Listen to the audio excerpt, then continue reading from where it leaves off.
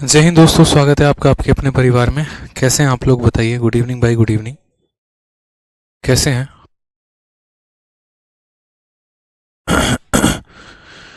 Good evening भाई, good evening.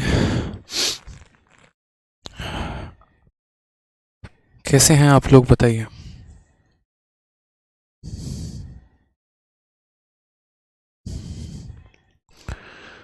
Radhe Radhe भाई, Radhe Radhe. Hello, कैसे हैं? चलिए, बहुत शानदार। सभी के सभी बच्चे जो हैं वो लाइव आ चुके हैं। ठीक है, चलिए। तो कहाँ तक हम लोगों ने क्वेश्चन कर लिया था, एक बार ये बता दीजिए मुझे। पिछली क्लास में जो हमने क्वेश्चंस किए थे वो हमने किया था 101 हमने कर लिया था, 102 भी हमने कर लिया था, और अब शुरुआत करनी है हमें क्वेश्चन नंबर 103 से। अच्छा, 103 क्या हो गया भाई? 101 दिख रहा है, 102 दिख रहा है, 103 तो गायब ही है। अच्छा, बताइए एक बार, हम लोगों ने कहाँ तक सवाल कर लिए थे?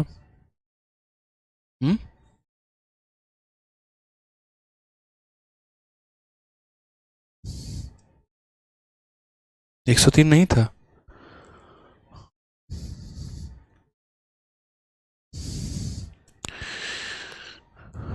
गुड इवनिंग भाई, गुड इवनिंग सभी को।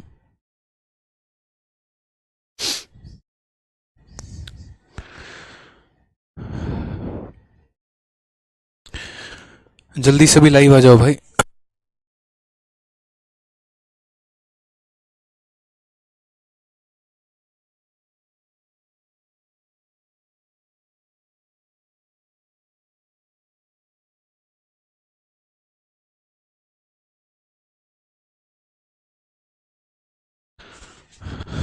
चलिए, तो सभी लाइव आ जाइए जल्दी से।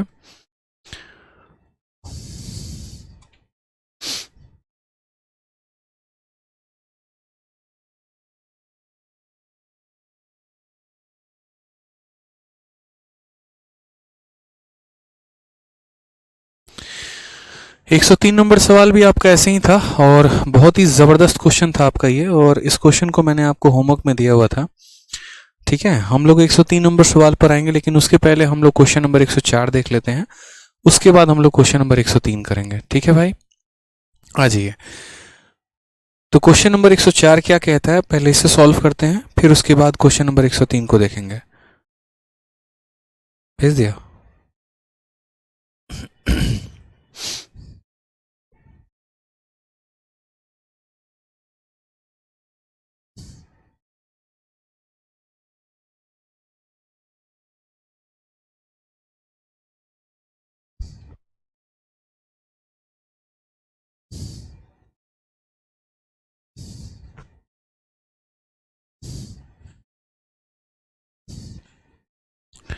कमेंट रिफ्रेश करिए।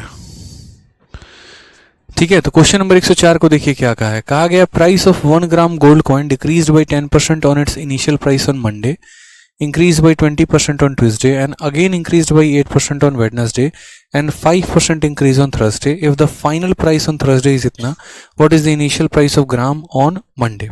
तो मंडे को इसकी कीमत यहाँ पर कितनी थी?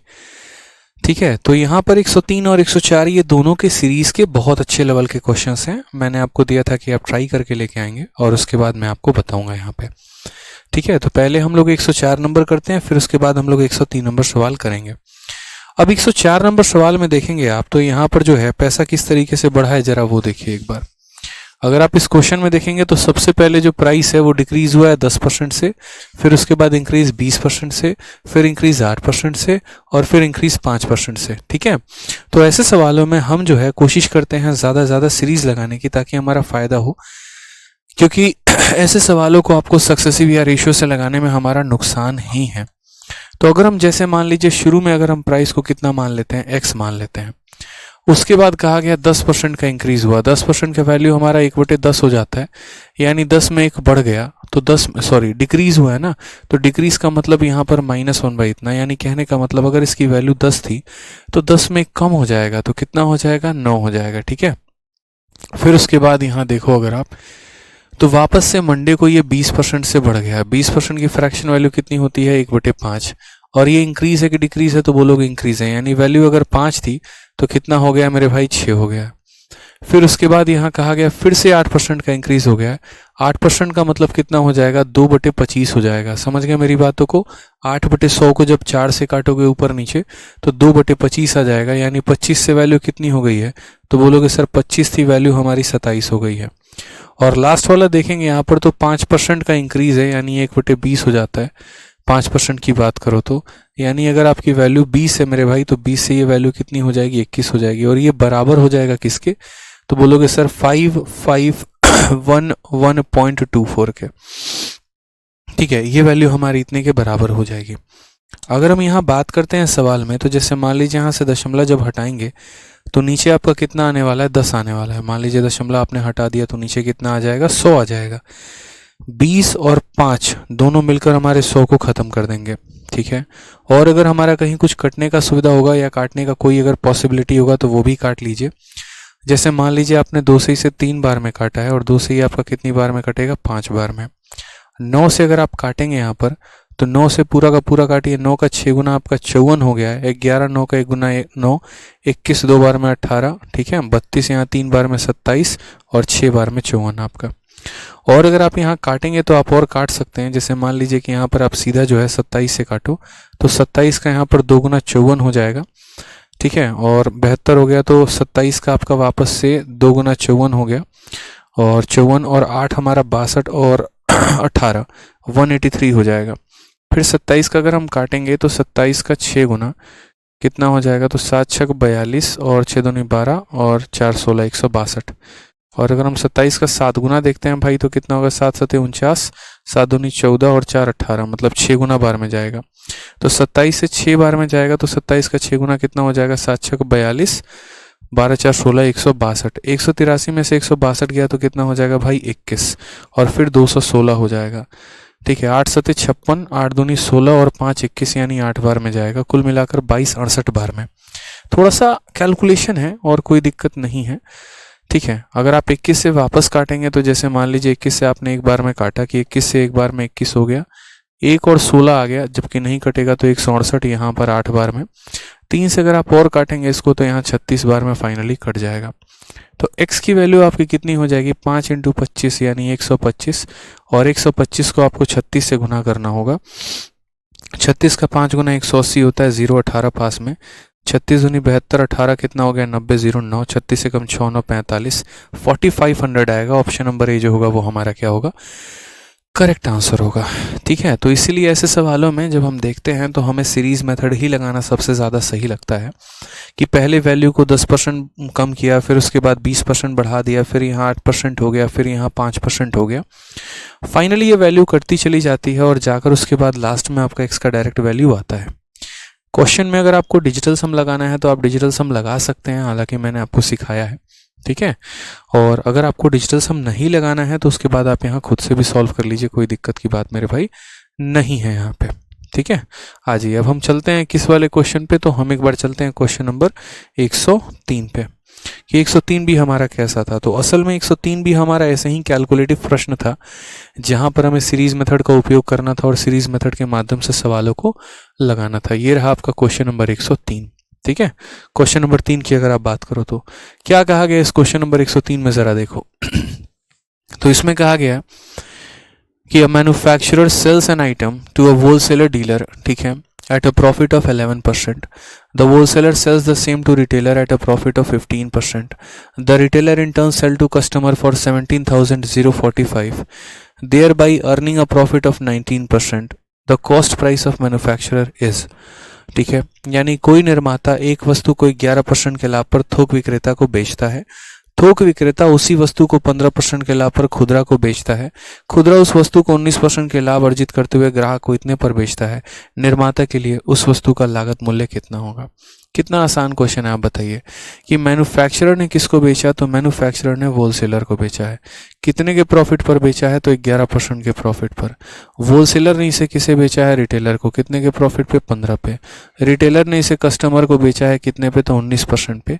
और कस्टमर ने जो है यहाँ पर जो है 17,045 में इसे खरीदा है।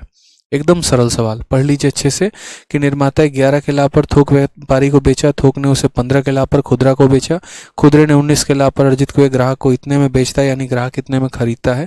तो कहा गया निर्माता के लिए यानी मैन्युफैक्चरर के लिए कॉस्ट प्राइस कितना होगा। जस्ट ये क्वेश्चन 102 नंबर का फोटो कॉपी है, ठीक है। तो अगर हम 102 का फोटो कॉपी देखें तो जैसे मान लीजिए मैन्युफैक्चरर के लिए मैंने कीमत तय की x, तो मैन्युफैक्चरर इसे 11 के लाभ में बेचेगा, तो हम क्या कहेंगे भाई अगर तेरी वैल्यू 100 की थी ना तो तूने 100 में 11 ज़्यादा में बेचा यानी 111 में बेचा। जैसे मानो अगर कोई किसी को 12% ज़्यादा में बेचता है, इसका मतलब 100% होता है, तो 100 में 12 बढ़ा दोगे तो 112 में बेचेगा।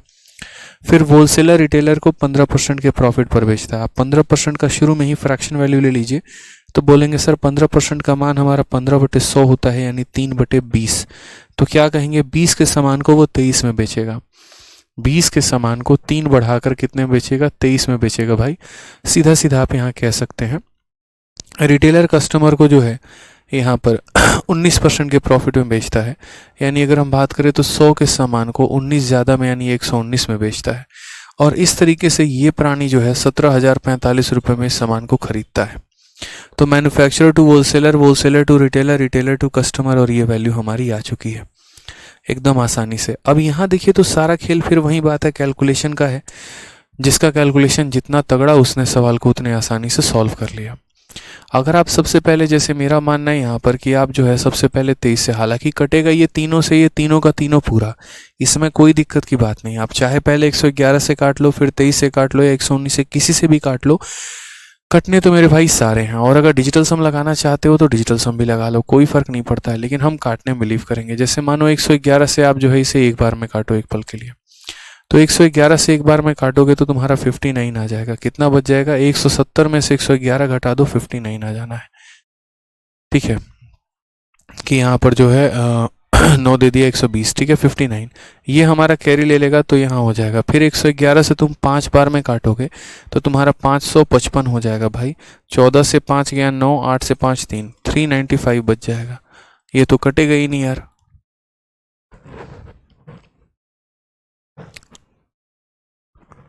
ये कैसे पॉसिबल है, 111 से एक बार में काटा, 111 और 9, 120 और 50 70, 590, 59 4, फिर 555, 9 5 14, 5 3 60 39। फिर ये तो काफ़ी मुश्किल हो जाएगा, नहीं इससे नहीं कटेगा ये हमारा डायरेक्ट। अगर हम देखते हैं यहाँ पर और कुछ सॉल्यूशन हो पाया तो हमारे पास, जैसे मानिए 111 की जगह अगर हम 23 से काट के देखें सबसे पहले, तो 23 से अगर हम काटेंगे तो कितनी बार में, 8 तिरके 24, 8 दूनी 16, ठीक है। 7 तिरके यहाँ 7 बार में अगर काटते हैं, 7 तिरके 21, 161, ठीक है 94 हो जाएगा हमारा। फिर यहाँ 23 का 4 गुना 92, ये तो भाई कट ही नहीं रहा है, मतलब यहाँ जो डेटा है ना मुझे थोड़ा सा गड़बड़ लग रहा है। 17,045 ये कट नहीं रहा है यानी इस डेटा में, अच्छा कटने वाला डेटा नहीं है, मतलब यहाँ कहा गया कंसीडर इंटीग्रल पार्ट ओनली। कहने का मतलब ये कैलकुलेशन जो है वो थोड़ा अच्छा है, दशमलव में आएगा आपका, क्योंकि यहाँ पर है ना कोई भी डेटा आपका कट नहीं रहा है। तो कट नहीं रहा है तो आप इसे कैसे सॉल्व करोगे, 17,045 है, इसमें से आप यहाँ गुना कर दो 2, ठीक है 1 2 3 4 5, 1 2 3 4 5, और बट्टे में यहाँ पर जो है 111 हो गया, इंटू हमारा 23 हो गया और 119 हो गया। ये डेटा हमारा किसी से नहीं कटने वाला है। हमने 111 से काट के देखा नहीं कटा, 23 से काट के देखा नहीं कटा, क्या पता है 119 से कट जाए। और अगर 119 से भी नहीं कट रहेगा तो 119 का हमारा 1 गुना 119 आ गया। मतलब यहाँ पर लास्ट में अगर हम बात करते हैं तो एक 20 और 50, 514, ठीक है। उसके बाद 119 का तुम्हारा 5 गुना तो नहीं, 4 गुना अगर हम देखें तो 9 चौके 36, ठीक है 9 चौके 36 और तुम्हारा 6 हो गया, 9 चौके 36, 7 हो गया और तुम्हारा 476, मतलब ये तो ऐसे हो गया 476, 24 और 14 38 हो गया, 385, ये तो ऐसे भी नहीं जाएगा भाई। मतलब ये क्वेश्चन हमारा किसी से कटेगा नहीं अगर हम यहाँ देखेंगे तो, मतलब इसको हमें पूरा का पूरा सॉल्व ही करना पड़ेगा भाई। 17 से कटेगा, देख लो 17 से कहाँ ये डेटा तुम्हें कट रहा है, 17,045 17 से कहाँ कटेगा, नहीं कटेगा दोस्त, ठीक है। 119 के फैक्टर भी देखोगे नहीं कटेगा, मतलब तुम्हें पूरा का पूरा इसे सॉल्व करना ही पड़ेगा, ठीक है। और नहीं तो यहाँ पर जो डेटा दिया गया आई थिंक फिर वो गड़बड़ है हमारा, 17,045 नहीं होना चाहिए। ठीक है। 11,220 बच्चे आंसर बता रहे हैं। नहीं होगा भाई, डिवाइड नहीं होगा यहाँ पे, डिजिटल सम ये सब कुछ नहीं लगने वाला है इसमें। यहाँ पर जो है सॉल्व करना ही पड़ेगा। 7 से अगर आप देखोगे, 7 का 2 गुना 14, 30 28 24 31, हाँ 7 से काट सकते हो ज़्यादा से ज़्यादा। इस 7 का तुम 2 बार में काटोगे तो 14 आ गया, ठीक है। और 30 7 का 4 गुना 28, फिर तुम्हारा 24 3 बार में 21 हो जाएगा, 5 बार में 35 हो जाएगा। 7 से काटोगे तो एक बार में तुम्हारा 7, ठीक है। और उसके बाद तुम्हारा कितना हो जाएगा, 17 बार में। 17 से चीज़ें और कटनी है नहीं, 23 से तुम्हारा कटेगा है नहीं, 135 5 3 15 5 2 10 1 11 नहीं होगा। 111 222 1 आ जाएगा, 4 से 2 हमारा 2 आ जाएगा, 215 किसी से नहीं कटने वाला है ये। फाइनली अब आपको यहाँ कैलकुलेशन करना ही पड़ेगा और इसमें आपके पास कोई ऑप्शन नहीं है।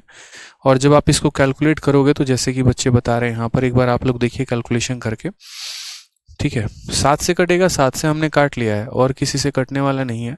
जैसे 3 से कटेगा, ये 3 से नहीं कटेगा, तो x की वैल्यू आपको डायरेक्ट सॉल्व करनी होगी। एक बार मुझे कमेंट बॉक्स में बताओ यहाँ पर कि सॉल्व करके कितना आ रहा है। सॉल्व करने के बाद आपका आंसर कितना आ रहा है, 11,220, ठीक है। 11,220 यानी 11,220 यानी समथिंग इसी के करीब में आंसर आएगा, देखना। तो पेपर में एक आधा क्वेश्चन ऐसे आ जाते हैं जो थोड़े से कैलकुलेटिव होते हैं, बट कोई टेंशन नहीं है, आप इसे कर सकते हैं। हालांकि इसमें सक्सेसिव लगाने जाओगे तो तुम्हारा जीवन और ख़राब होगा, कोई फ़ायदा यहाँ पर है नहीं, ठीक है। हाँ, जो प्रोसेस है वो हमारा यही है कि हम इसे x मानते हैं, फिर उसके बाद इतना % बढ़ाएंगे, फिर इतना करेंगे, फिर इतना करेंगे। बाकी अगर किसी को सक्सेसिव लगा के करना है तो कर लो, उसमें भी कोई ज़्यादा खास आपको फ़ायदा मिलेगा नहीं यहाँ पे। तो एक क्वेश्चन है इस सेट में मैंने जान के डाला है ताकि आपको कैलकुलेशन थोड़ा सा मिले, ठीक है। अब हम आगे बढ़ते हैं, यहाँ पर नया केस हम देखते हैं, वो हमारा रिवर्स केस है, ठीक है। अब रिवर्स केस के बारे में अगर हम बात करते हैं तो रिवर्स केस में हमारे क्वेश्चंस कैसे होंगे वो देखते हैं। तो रिवर्स केस में कुछ क्वेश्चन ऐसे होंगे, जैसे ऐसे वाले सवाल आपको एक तरीके से कंपाउंड इंटरेस्ट में भी पढ़ना है और अलग जगह भी पढ़ना है, ठीक है। अयान सरकार, बाकी बच्चे देखिए, बच्चे एक बात बताइए, अगर ये कैलकुलेशन में कट जाता तो हम क्यों नहीं काटते हैं? कॉमन सेंस आप लोग कहिए। एक बच्चा कह रहा है नहीं समझे, क्या नहीं समझे यार? 100% के सामान को 11 के लाभ पर बेच रहे हो, 111 में जाएगा। 20 के सामान को 23 में बेच रहे हो, 100 को 119 में बेच रहे हो। सीधा x की वैल्यू तुम्हें निकालनी है। अब भाई बैठ के मल्टीप्लाई कर लेना, डिवाइड कर लेना। एक आधा क्वेश्चन तो ऐसा आएगा ना जहाँ पर फर्जी कैलकुलेशन मिलेगा ही मिलेगा आपको, ठीक है। तो ऐसा क्वेश्चन पेपर में आता है, देखिए CHSL में, ठीक है। हमारे कैलकुलेशन करने से आपका कैलकुलेशन नहीं अच्छा होगा, आपके अपने कैलकुलेशन से आपका अच्छा कैलकुलेशन होगा। तो इसीलिए यहाँ पर जो है चीज़ों को थोड़ा बढ़िया तरीके से कैलकुलेशन करना। और एक आधा क्वेश्चन ऐसे आ जाते हैं, इन पे ज़्यादा सर मत खपाना, फर्जी होते हैं, छोड़ने लायक होते हैं, छोड़ दिया करते हैं पेपर में। आइए, जैसे यहाँ से रिवर्स केस के बारे में बात करते हैं, जहाँ पर हमें एक तरीके से हम देखें तो हमें रेट पता करना होता है। कंपाउंड इंटरेस्ट हो गया या सिंपल इंटरेस्ट हो गया, ऐसे सवाल आपको पढ़ने होते हैं। जैसे यहाँ क्वेश्चन की बात करें तो शहर की आबादी एक वर्ष में 40 लाख से बढ़कर 44 लाख आपकी हो गई है, प्रति वर्ष प्रतिशत दर को याद करें। अब जैसे मानो क्वेश्चन ऐसे आएगा आपके पेपर में कि भाई जनसंख्या इतनी थी, इतनी हो गई, 1 साल में बढ़कर इतना हो गया, 2 साल में बढ़कर इतना हो गया, 3 साल में बढ़कर इतना हो गया। जो रेट है हमारा, वो रेट बताओ कि रेट यहाँ पर क्या होगा, ठीक है। तो हमने कहा ठीक है, हम देखते हैं भाई रेट वेट की क्या बात है। सबसे महत्वपूर्ण होता है कि वो चीज़ बढ़कर जो हुई है वो कितने साल में हुई है। जैसे मैं थोड़ा सा आपको एग्जांपल देता हूँ, अपने तरफ से कुछ चीज़ें क्लियर अप करता हूँ। तो 2 तरह का क्वेश्चन आएगा बच्चे। जैसे पहला क्वेश्चन आपका यहाँ पर ये आ जाएगा कि आपके शहर की जनसंख्या 100 थी और उसके बाद यहाँ पर ये 1 सालों में बढ़कर कितनी हो गई, 110। तो बताओ यहाँ हर साल वो किस रेट से बढ़ रहा है, पहला क्वेश्चन आ जाएगा। दूसरा क्वेश्चन आपका क्वेश्चन ऐसा आ जाएगा कि आपके शहर की जनसंख्या यहाँ पर मान लीजिए 100 थी और वो बढ़कर आपका कितना हो गया, 144 हो गया, लेकिन ये कितने सालों में, 2 साल में। तो बताइए रेट हमारा कितना होगा। और तीसरा क्वेश्चन आपका ऐसा होगा कि आपकी शहर की जनसंख्या 100 से या 1000 से बढ़कर जो है वो 1331 हो गई है और कितने सालों में हो गई है, 3 सालों में। तो बताओ हर साल आपके शहर की जनसंख्या किस दर से बढ़ रही है, ये क्वेश्चन हमसे कहा जाता है। अब आप यहाँ पर देखेंगे तो जैसे मान लीजिए कि अगर मैं यहाँ बोलता हूँ कि किसी भी वस्तु की कीमत को आप 10% से बढ़ाओ, जैसे मान लो मैंने कहा कि यार शहर की जनसंख्या सपोज करो 10% से बढ़ रही है, तो अगर 10% से बढ़ रही है इसका मतलब 1/10 हो गया। यानी आप बोलोगे सर शहर की जनसंख्या पहले अगर 10 थी तो 10 में एक बढ़ जाती है, यानी कितना हो जाता है 11। तो एक साल में जनसंख्या 10 से बढ़कर कितनी हो जाती है 11। अगर मुझे 2 साल के बारे में बात करना होता है तो मैं इस रेशियो को कितनी बार लिखता हूँ 2 बार। अगर मुझे 3 साल के बारे में बात करना होता है तो मैं रेशियो को कितनी बार लिखता हूँ 3 बार, और उसके बाद तब जाकर मेरा फाइनल वैल्यू आता है। यानी कहने का मतलब अगर मुझे 2 साल निकालना है तो मैं इसका स्क्वायर करता हूँ, और 3 साल निकालना है तो इसका क्यूब करता हूँ। एक साल के लिए पावर 1, 2 साल के लिए पावर 2। देखो जैसे मानो अगर एक साल की बात हम दोस्तों करते हैं तो एक साल के लिए हम क्या बोलेंगे, पैसा हमारा 10 से कितना हो गया 11, ठीक है।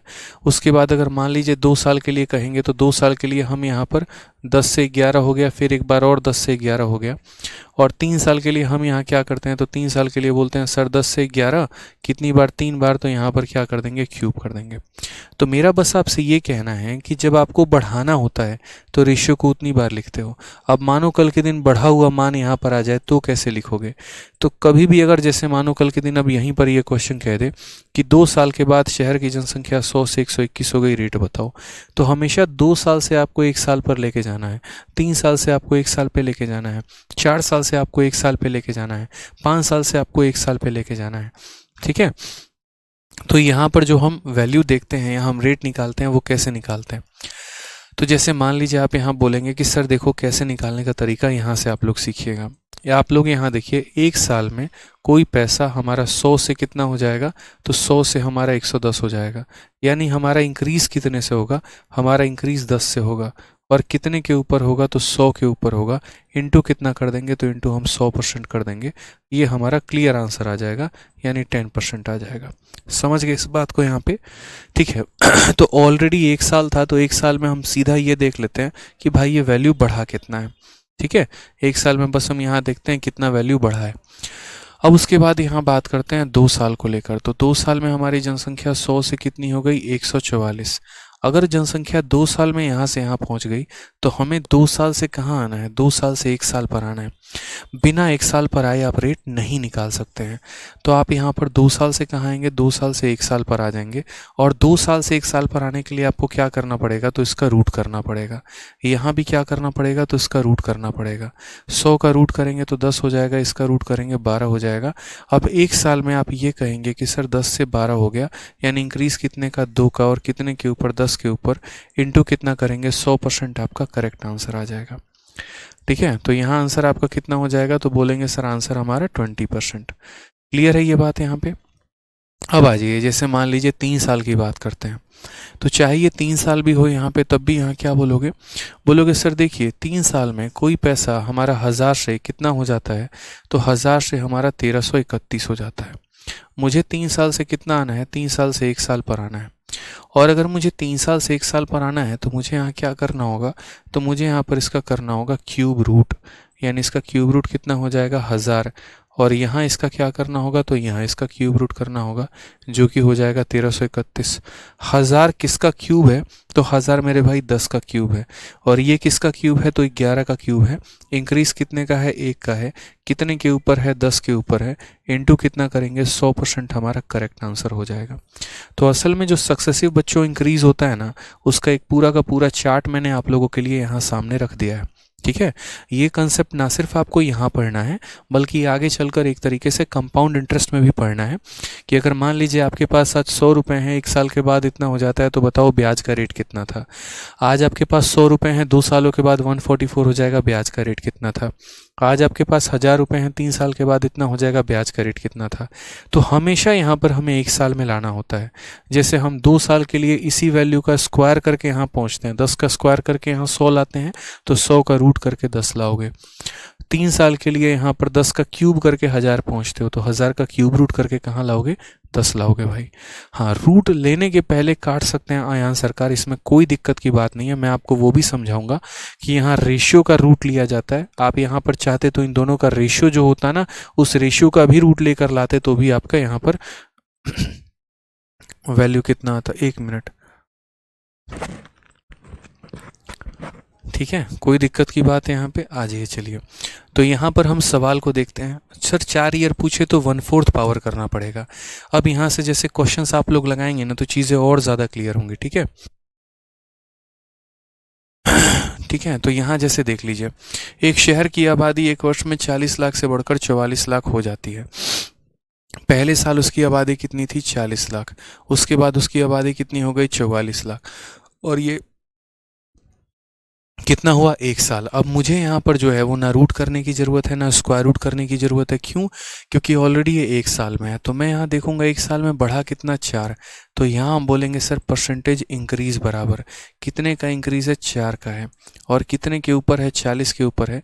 तो 4/40 इंटू कितना कर देंगे? 100% हमारा करेक्ट आंसर है। 4 से 4 खत्म, 0 से 0 खत्म, 10% आंसर आ जाएगा। ऑप्शन नंबर ए जो है वो हमारा करेक्ट आंसर है। ठीक है, ऑप्शन नंबर ए जो है वो हमारा क्या है? करेक्ट आंसर है। तो बच्चों 1 साल में बस ये देखा करो कितने का इंक्रीज हुआ और कितने के ऊपर हुआ है। ठीक है, यकीन है यहाँ से सारे सवाल आप लोग बनाना शुरू कर देंगे। आ जाइए एक और क्वेश्चन देखते हैं। 2004 में शहर की जनसंख्या 1000 थी और 2007 में बढ़कर 1331 हो गई। यानी आप बोलेंगे सर देखिए, आज अगर हम बात करते हैं 2004 में, तो 2004 में शहर की जनसंख्या कितनी है? 1000 है। उसके बाद हम बात करते हैं 2007 में, तो 2007 में शहर की जनसंख्या कितनी है? 1331 है।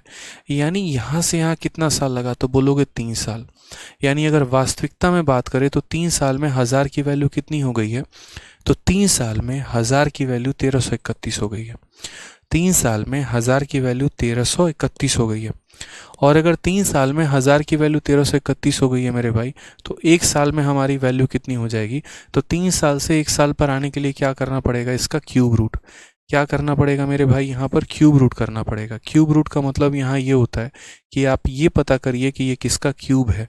उसी तरीके से यहाँ क्यूब रूट का मतलब यहाँ पर ये होता है कि आप यहाँ पर ये पता करिए कि ये किसका क्यूब है। तो 1000 का क्यूब रूट करोगे 10 आएगा, 1331 का करोगे 11 आएगा। 1 साल में कोई पैसा 10 से 11 हो रहा है, कितने का इंक्रीज है? 1 का। तो अगर हम परसेंटेज इंक्रीज की बात यहाँ बताएं तो 1 का हमारा इंक्रीज है कितने के ऊपर है? 10 के ऊपर है। इंटू कितना करेंगे? 100% हमारा करेक्ट आंसर आ जाएगा। तो आंसर कितना हो जाएगा? 10%। ऑप्शन नंबर जो ए है वो हमारा करेक्ट आंसर है। ठीक है, बहुत शानदार।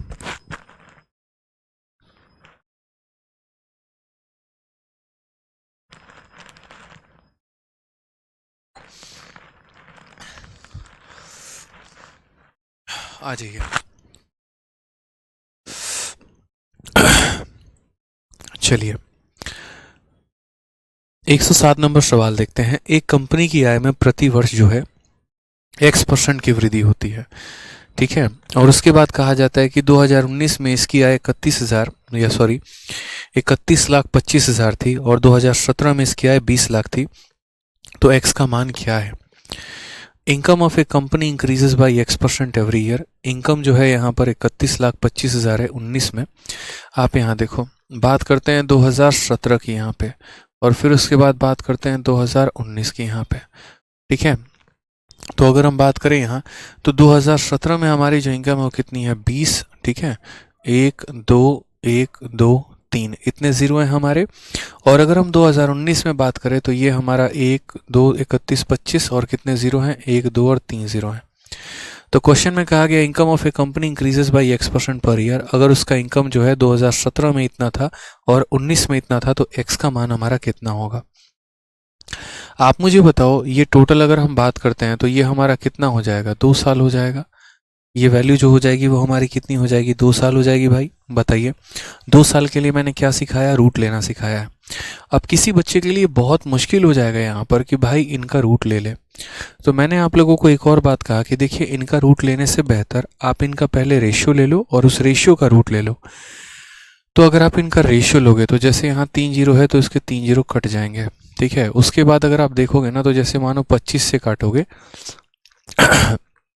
तो 25 से काटोगे तो मेरे भाई 25 से, हालांकि 25 से क्या, चलो काट लो, 25 से काटो तो 25 का 8 गुना यहाँ पर हो जाएगा और फिर 0। और 25 से काटोगे 25 से कम 25, 62 2 बार में और फिर 5 बार में। 5 से और काटो तो 5 से 16 बार में और 5 से काटोगे यहाँ पर तो 5 से तुम्हारा 25 बार में, यानी 2 साल में पैसा 16 से कितना हो जाएगा, 2 साल में पैसा 16 से 25 हो जाएगा। और अगर 2 साल में पैसा 16 से 25 हो जाएगा तो 1 साल में पैसा हमारा कितना हो जाएगा, 16 का रूट कर दो आ जाएगा 4, 25 का रूट कर दो आ जाएगा 5। बताने की तो आवश्यकता नहीं है। तो इसलिए मैं आपको समझा रहा था कि आप बड़े बड़े डेटा को देखकर डरिएगा मत। फेज़ 9 का अच्छा क्वेश्चन था, ठीक है। आप यहाँ डेटा का रूट ना लेकर उनके रेशियो का भी रूट ले लेंगे तो चीज़ें आसान हो जाएंगी। आप बताइए यहाँ पर इंक्रीज़ हमारा कितने का है, 1 का है। तो अगर हम यहाँ परसेंटेज इंक्रीज़ की बात करें तो कितने का इंक्रीज़ है, 1 का, और कितने के ऊपर है, 4 के ऊपर, 1/4 इंटू 100%। कितने अच्छे तरीके से सभी का आंसर आ गया कि सर ये 25% के बराबर है। यानी कौन सा ऑप्शन है, तो ऑप्शन नंबर डी जो है वो हमारा करेक्ट आंसर है।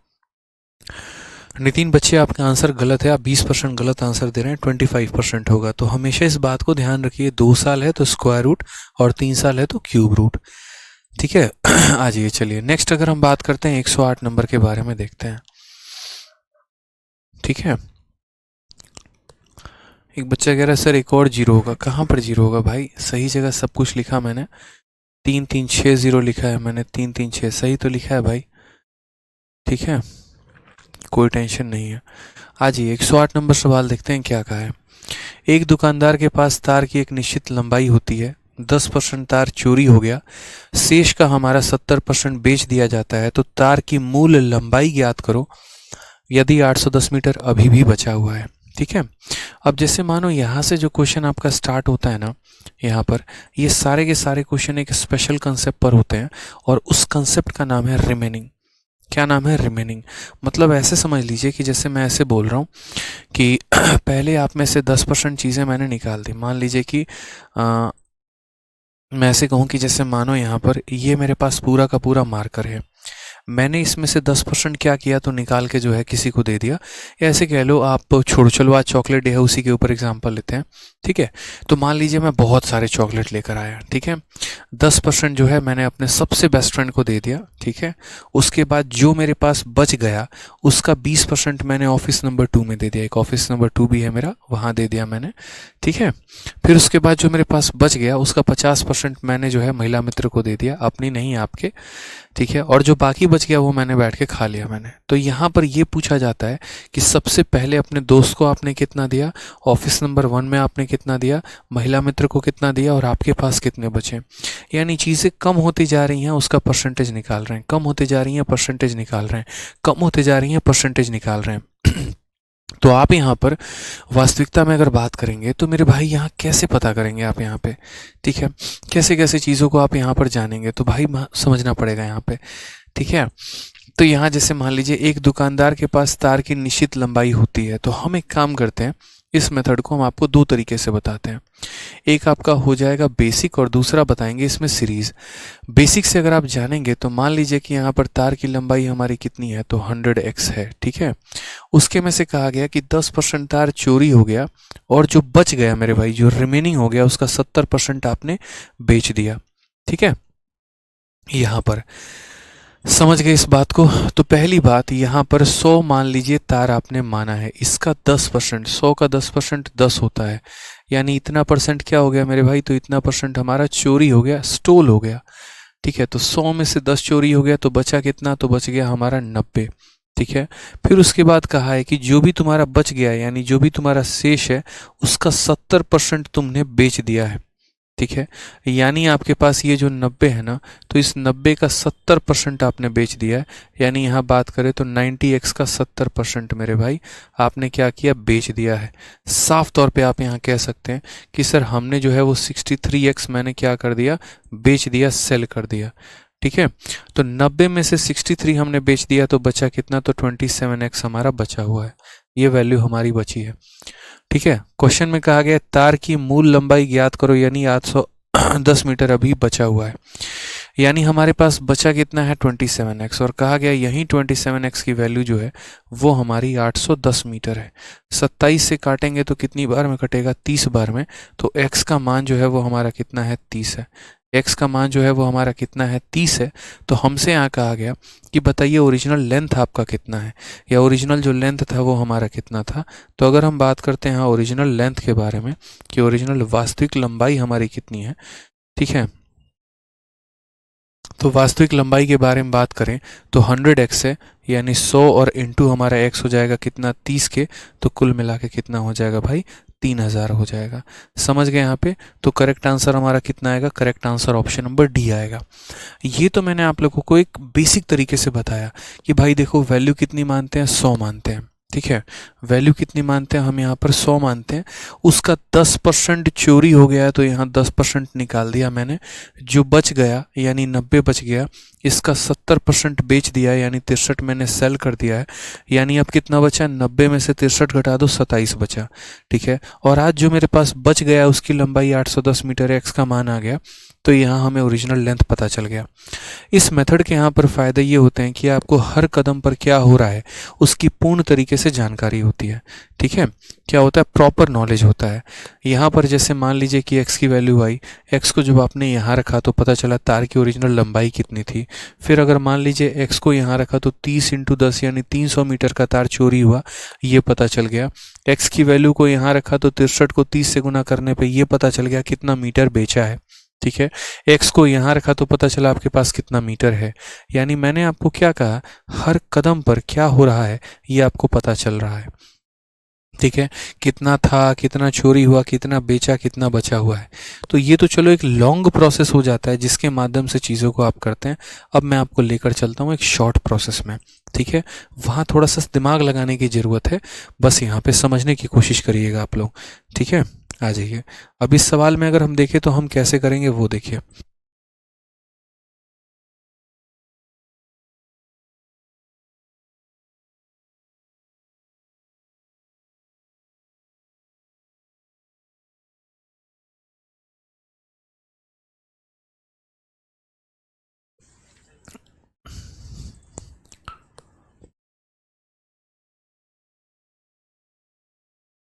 हाँ जी, तो 108 नंबर सवाल को हम यहाँ मेथड नंबर 2 से देखते हैं कि मेथड नंबर 2 से हम कैसे करेंगे। मान लेते हैं अपने तरफ से कि तार की लंबाई हमारी x थी, ठीक है। उसके बाद हमें हमेशा इंग्लिश में और हिंदी में एक बात पकड़ना होता है। इंग्लिश में हमेशा ये रिमेनिंग शब्द आपको देखना होगा, बचा हुआ, और हिंदी में हमेशा देखा होगा शेष। यानी क्या होता है, दो तरह की बातें होती हैं।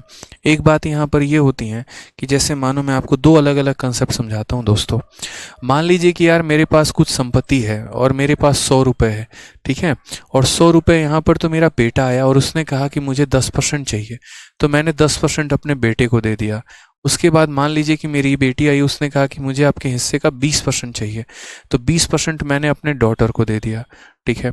उसके बाद एक तरीके से समझ लीजिए कि यहाँ पर मेरी वाइफ आई और उसने कहा कि आप अपने इनकम का 50% मुझे दे दो, तो मैंने उसे दे दिया। यहाँ पे 50, 20, 70, 10, 80 और मेरे पास कितना बच गया, तो 20% मैंने यहाँ पर खुद के लिए रख लिया।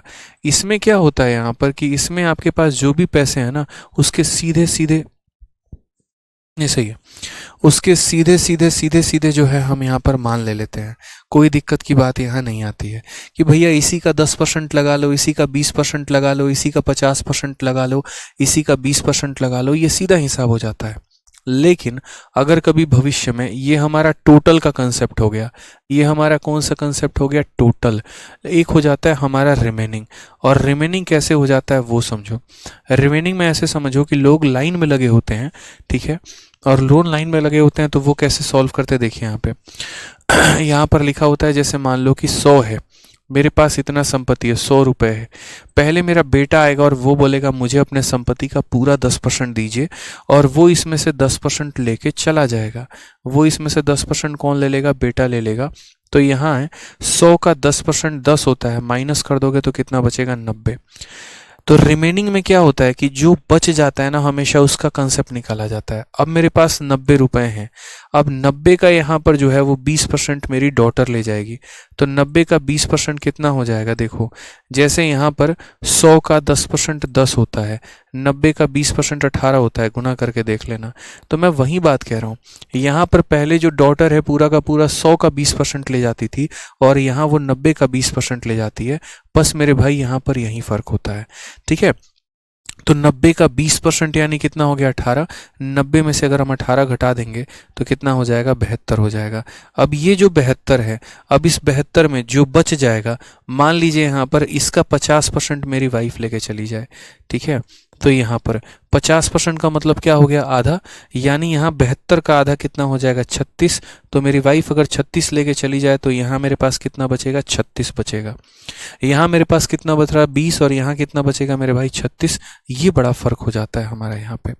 तो हमें समझना पड़ेगा ये टोटल कंसेप्ट है, यानी पूरे पैसे के भाग को बांट दिया जाता है। और ये रिमेनिंग कंसेप्ट है कि पहले को माइनस करो जो बच गया, दूसरे को माइनस करो बच गया, तीसरे को माइनस करो। इस रिमेनिंग वाले कंसेप्ट के लिए हमारे पास एक बहुत ही शानदार तरीका होता है जिसे हम सीरीज मेथड कहते हैं। ठीक है,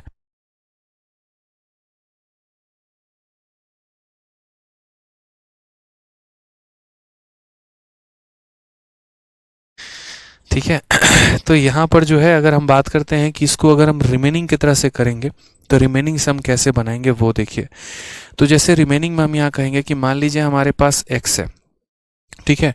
मान लो कोई अगर कल के दिन ऐसा बोले कि बच्चे तुम्हारे पास पैसा है, तुमने अपने पैसे का 10% अपने बेटे को दे दिया, जो बच गया 20% बेटी को दे दिया, जो बच गया तुम अपने वाइफ को दे दिया, आज तुम्हारे पास कितना बचा है। अगर मुझसे ये पता करने को कहे, तो अगर मुझसे ये पता करने को कहे तो मैं कैसे पता करूँगा, तो मैं यहाँ पर बोलूँगा कि भाई देखो मेरे पास x रुपये हैं, ठीक है। उसके बाद मैंने यहाँ क्या किया है, तो 10% बेटे को दे दिया है। भाई 10% बेटे को दे दिया तो मेरे पास बचा कितना, 90%। तो मैं बोलूँगा भाई 10% देने के बाद बचा कितना, तो 90%। x नहीं है मेरे पास, 100 रुपये हैं, ठीक है। और मैंने 10% अपने बेटे को दे दिया, तो 10% बेटे को दे दिया तो बचा कितना, 90%। 90% मेरे पास बचा है, यानी इस संख्या का 90% मेरे पास बच गया है, ठीक है। अब उसके बाद अगर हम बात करते हैं कि मानो जब 10% दे दिया तो 90 बच गया। अब उसके बाद देने के बाद वापस से 20% मैंने बेटी को दे दिया, यानी अब जो भी पैसा है इसका 20% मेरी बेटी ले गई, तो बचा कितना, तो बचा 80%। यानी जो भी यहाँ पैसा बच गया ना, जो भी रिमेनिंग हो गया, इसका मेरे पास 80% बचा हुआ है, क्योंकि 20% मैंने किसको दे दिया, बेटी को दे दिया। फिर उसके बाद जो मेरे पास बच जाएगा इसका 50% अपने वाइफ को दे देंगे, तो 50% अपने वाइफ को दे देंगे तो बचेगा कितना, 50%, ठीक है। तो यहाँ पर अगर हम बात करते हैं तो मेरे पास बचेगा कितना इसका, तो 50% यहाँ बचने वाला है, तो इंटू 50/100। यानी जो पैसा मेरे पास था 10% देने के बाद 90 बचा, 20% देने के बाद 80 बचा, 50 देने के बाद 50 बचा। तो रिमेनिंग में हमेशा हम क्या करते हैं, 100 में से माइनस करते चले जाते हैं। पहले 100 में से 10% माइनस किया, 90 आएगा। 100 में से 20% माइनस किया, 80 आएगा। 100 में से 50 माइनस किया, 50 आएगा। सर यही रिमेनिंग होता है। ब्रैकेट की यहाँ कोई आवश्यकता नहीं है, ये सारे ब्रैकेट आपको फालतू के थे, बस समझाने के लिए मैंने यहाँ ब्रैकेट दिया हुआ था, ठीक है। और ब्रैकेट की यहाँ पर हमें कोई भी यूज़ नज़र नहीं आएगी। आप देख लीजिए, 100 से आप 100 को काट दीजिए, आप यहाँ दोनों ज़ीरो से यहाँ दोनों ज़ीरो को काट दीजिए, आप 50 से काट दीजिए 2 बार में, और 2 से काट दीजिए 4 बार में। 9 × 4 हमारा कितना हो जाएगा, 36 हो जाएगा। ये मेरे भाई करेक्ट आंसर है। यानी मैं इस सवाल को इस तरीके से बनाऊँ या इस सवाल को इस तरीके से बनाऊँ, बात एक ही होगा, लेकिन इसमें थोड़ी सी अंडरस्टैंडिंग जो हो जाती है वो बेहतर हो जाती है। विकास कुमार कह रहे हैं 106 को रिपीट करिए। तो विकास जी एक बात बताइए, आप यहाँ पर लेट आएंगे और लेट आने के बाद जो है तब आकर कमेंट करेंगे, तो क्या लगता है कि क्या ये उचित है यहाँ पे कि यहाँ पर जो है 3-3 हज़ार 4-4 हज़ार बच्चे देख रहे हैं, और आपके लेट आने की वजह से, आपके 40 बार कमेंट के लिखने की वजह से हम लोग उस क्वेश्चन को दोबारा करें? क्या यहाँ पर आप अपनी सभ्यता का पहचान नहीं दे सकते हैं कि आप ही वीडियो को दोबारा देख लें, दोबारा से उस क्वेश्चन को देख लें, और अगर कहीं पर कोई डाउट हो तो डाउट ग्रुप में पूछ लें? बताइए, मतलब क्या सोचते हैं आप लोग कि ऑनलाइन है, मेरे हाथ में है, हम जितनी बार मर्जी दागेंगे एसएमएस उतनी बार बढ़िया है, हैं? यहाँ कमेंट का मेरे पास सुविधा है, चिपकाते जाएंगे चिपकाते जाएंगे चिपकाते जाएंगे। यहाँ पे इतना डिटेल में मैं अच्छे तरीके से समझाए हैं, डाउट आएगा तो पूछ लीजिएगा ना सर। तो यहाँ देखिए, यानी ये जो रिमेनिंग वाला कंसेप्ट है, इस रिमेनिंग वाले कंसेप्ट को हम किससे करेंगे सॉल्व, सीरीज मेथड से करेंगे। तो जैसे कि मैंने आपको ये वायर वाला क्वेश्चन बताया, इस वायर वाले क्वेश्चन को पहले मैंने किससे बताया था, लॉन्ग मेथड से बताया आपको। अब मैं इसी क्वेश्चन को, चूंकि ये रिमेनिंग का मेरा क्वेश्चन है कि चीज़ें दर बदर कम होती चली जा रही हैं, तो मैं अब इसी क्वेश्चन को यहाँ किससे बताऊँगा, इसी क्वेश्चन को आपको सीरीज से बताऊँगा। और देखिएगा कि सीरीज से आप इस सवाल को कितने आसानी से बना लेंगे, ठीक है। तो याद रखिएगा, रिमेनिंग का कंसेप्ट जहां पर भी आएगा वहां पर आप क्या करेंगे, तो वहां पर आप सीरीज मेथड लगाएंगे भाई, ठीक है। चलिए, तो अगर हम बात करते हैं यहाँ पर, तो जैसे मान लीजिए कि हमने कहा एक दुकानदार के पास कितना वायर है, एक्स वायर है, उसके बाद 10% चोरी हो गया। तो अगर 10% चोरी हो गया तो कितना बच गया, 90%। तो 90% बच गया तो हम यहाँ क्या बोलेंगे, हम यहाँ बोलेंगे सर एक्स का 90% यहाँ बचा हुआ है। उसके बाद अगर हम यहाँ देखते हैं तो जो बच गया उसका 70% बेच दिया। अगर 70% बेच दिया तो फिर बचा कितना, 30%। ठीक है, तो हम यहाँ क्या कहेंगे, 30% यानी हो जाएगा 30/100। समझ में आ गया बात यहाँ।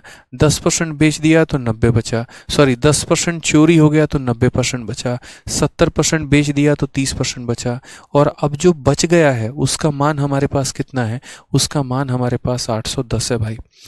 ठीक है, तो यहाँ देखो 0 और 0 से तुम्हारे दोनों जीरो खत्म, 9 और 3 27 होते हैं, 27 से कितनी बार में काटोगे, 30 बार में। x का सीधा मान आ जाएगा 30 × 100 यानी 3000। x का सीधा मान कितना आ जाएगा, 3000। तो करेक्ट ऑप्शन कौन सा हो जाएगा, ऑप्शन नंबर डी हो जाएगा। ठीक है, तो ये चीज़ें हमें यहाँ ये बताती हैं कि यहाँ पर रिमेनिंग का कंसेप्ट लगाने से आपका कितना फ़ायदा होने वाला है। ठीक है, मेंस के लिए कोर्स सफिशिएंट है, बिल्कुल मेरे भाई सफिशिएंट है। अगर आप डेडिकेशन से पढ़ेंगे तो यहाँ पर इसकी प्रैक्टिस कर लेना, प्रीवियस ईयर की कर लेना, और इसके अलावा कुछ और करने की ज़रूरत नहीं है। ठीक है, सरदार सैनी कहते हैं सर मेरा जीडी का पेपर था, आपने जितना पढ़ाया था सारे के सारे क्वेश्चन मिले। मेरे भाई बिल्कुल ऐसे ही क्वेश्चंस आ रहे हैं जीडी में, बच्चे पूरे के पूरे 20 के 20 सवाल करके लेके आ रहे हैं। ठीक है, जो मैं पढ़ा रहा हूँ उसी से क्वेश्चंस आ रहा है। मैंने हमेशा कहा है कि अगर किसी बच्चे के अंदर दम है ना, तो मैं उसको उस ऊंचाई तक पहुंचा सकता हूँ जहाँ तक कि वो हौसला रखता है। ठीक है, तो आप पढ़ने पर विश्वास रखो, मैं तो पढ़ा दूंगा बहुत खतरनाक लेवल का। ठीक है, चीज़ें आप लोगों के अंदर फिट करना, समझाना, सब कुछ में मेरे ऊपर छोड़ दीजिए, बस आप अच्छे से पढ़िए। ठीक है, चलो आ जाओ। 109 नंबर क्वेश्चन में कहा गया है, in a library 20% of the books are Hindi, 50% of the remaining in English, 30% of the remaining in French, rest 63 are in the regional languages. ठीक है, find the number of books in library. यानी यहाँ पर भी अगर आप देखेंगे तो वो रिमेनिंग वाला शब्द आपका पीछा नहीं छोड़ रहा है कि पुस्तकालय में 20% किताबें हिंदी में हैं, फिर हिंदी में देखो शेष, और इंग्लिश में अगर आप देखोगे तो रिमेनिंग, यानी जो बच जाते हैं। तो मैं ऐसे कैसे बोलूँगा, मैं बोलूँगा यार देखो मेरी पुस्तकालय में एक्स किताबें हैं। ठीक है, यहाँ पर 20% किताबें हिंदी हैं, तो जैसे मानो इस कमरे में 20% तो फिक्स हो गया कि हिंदी है, यानी कितना बच गया, 80%। हमेशा 100 से माइनस करो, 100 में से 20 माइनस करोगे कितना आ जाएगा, 80%। यानी तुम्हारा बच कितना गया, तो यहाँ 80। फिर उसके बाद कहा गया यहाँ पे कि 50% अंग्रेजी हैं। अगर 50 अंग्रेजी हैं तो कितनी अंग्रेजी नहीं है, तो 100 में से 50 को माइनस करो, यानी 50 मेरे भाई। ठीक है, फिर उसके बाद यहाँ पर कहा गया कि जो बाकी जो है शेष 30% फ्रेंच में है। कितनी फ्रेंच में नहीं है, अगर 30% फ्रेंच में है तो कितनी फ्रेंच में नहीं है, 70%। तो फ्रेंच में जो नहीं है वो क्या बोलेंगे, 70%, यानी 70/100। और ये बराबर हो जाएगा हमारे किसके, तो ये बराबर हो जाएगा हमारे 6300 किताबों के। यानी कितनी किताबें ना ही हिंदी थी, ना ही अंग्रेजी थी, ना ही फ्रेंच थी, यानी वो कौन भाषा में थी, क्षेत्रीय भाषा में मेरे भाई यहाँ पर थी। ठीक है, तो हमेशा रिमेनिंग का मतलब होता है 100 में से माइनस करते चले जाओ। 100 में से 20 माइनस किया 80 आया, 50 माइनस किया 50 आया, 30 माइनस किया 70 आ गया भाई। ठीक है, 0 और 0 से आपके दोनों खत्म हो जाते हैं, एक 0 से आपका एक और ख़त्म हो जाता है, 5 से आपका 2 बार में, 2 से आपका 4 बार में, और 4 से मेरे भाई 25 बार में। तो कुल मिलाकर x का मान अगर हम देखेंगे तो 25 × 6300 ये हमारा करेक्ट आंसर हो जाएगा। मल्टीप्लाई कर लीजिए, 2 बार 0 आ गया, 25 × 3 75 का 5 7 हाथ में, और यहाँ हो जाएगा 157। ये क्या कर दिया मैंने।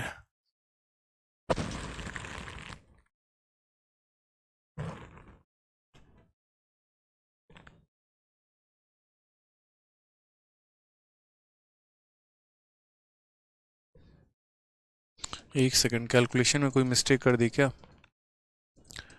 कोई बात नहीं, हम लोग देख लेते हैं दोबारा से। 20% हिंदी में है, 80% नहीं है, 50% इंग्लिश में, 50% नहीं है, 30% फ्रेंच में नहीं है। Number of books in library, ठीक है, एक बार हम लोग कैलकुलेशन अपना देखते हैं। जैसे मानो 50 से आप काटोगे तो 2 बार में, यहाँ काटोगे 4 बार में, यहाँ काटोगे 5 बार में। ठीक है, 5 और 2 10 से आपका एक 0 चला जाएगा, और 4 से आप काटोगे तो 25 हो जाएगा। मैंने यहाँ 7 से काटना भूल गया था, 7 से हमें काटना होगा तो ये 900 बार में जाएगा। तो x का मान हमारा कितना हो जाएगा, 25 × 900 हो जाएगा भाई। ठीक है, तो 25 का 9 गुना कितना हो जाएगा, 225,000। ये हमारा करेक्ट आंसर है। कौन सा ऑप्शन है, ऑप्शन नंबर जो बी है वो हमारा सही उत्तर है। ठीक है, तो जो रिमेनिंग का कंसेप्ट होता है ना दोस्तों, वो हमेशा ऐसा होता है कि आपने इसमें से 20% निकाल दिया, 80 बचा, 50 निकाल दिया, 50 बचा, 30 निकाल दिया, 70 बचा। ठीक है, आ जाइए नेक्स्ट क्वेश्चन यहाँ देखते हैं। नेक्स्ट क्वेश्चन यहाँ देखते हैं, अगला सवाल हम यहाँ देखते हैं क्या कहा है। ऐसे ही यहाँ पर देखिए, सीमा अपनी कुल आय का 5% यात्रा में खर्च करती है, बाकी जो बच जाएगा यानी जो भी उसका रिमेनिंग होगा यहाँ पर 20% भोजन में खर्च करती है, फिर वह 120 रुपये दान कर देती है और अभी भी उसके पास 1400 रुपये बचे हुए हैं। तो उसकी आय ज्ञात करिए कि असल में यहाँ पर सीमा की जो इनकम है वो कितनी है। इंग्लिश में भी पढ़ेंगे अगर आप, तो बहुत आसान भाषा में यहाँ कहा गया है, ठीक है, कि Seema spend 5% of a total income in travelling, यानी आने जाने में वो कितना खर्चा कर दे रही है, 5%। फिर उसके बाद 20% of the rest spend in food, जो बेचारी के पास बच गया उसका 20% जो है वो खाने में खर्चा कर रही है।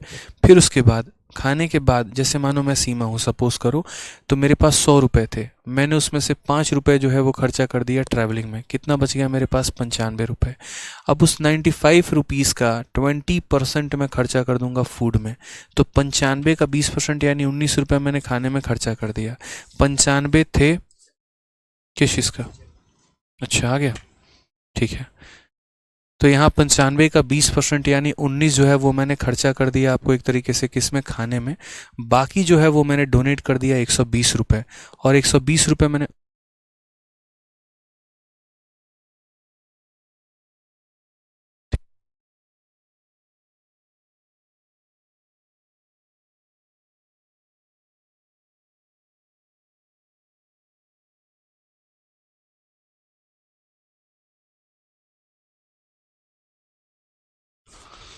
ठीक है, माफ़ करिएगा, थोड़ा 1 मिनट का छोटा सा काम था।